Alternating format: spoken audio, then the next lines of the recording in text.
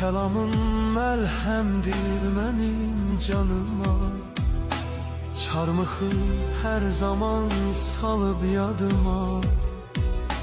Minnətdaram əbədi olan həyatıma. Səndədir xoşbəxtliyin ülviyyətim,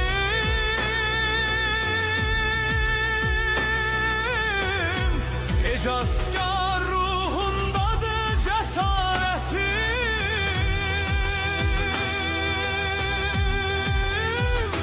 Səndə çox bahadır mənim qiymətim, məni qanıyla satın alan Məsihim.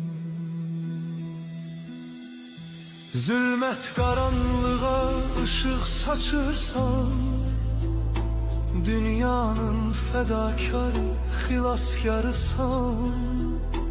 Sənindir hər bir yaralı ürək, təbibi sən sağaldırsan. Sağlamların deyil, xəstələrin həkimə ehtiyacı var. Mən salihləri deyil, günahkarları tövbəyə çağırmaq üçün gəlmişəm. Səndədir xoşbəxtliyin ülviyyətim,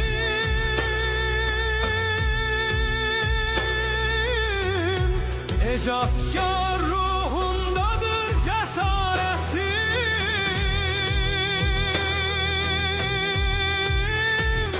Səndə çox bahadır mənim qiymətim, məni qanıyla satın alan Məsihim.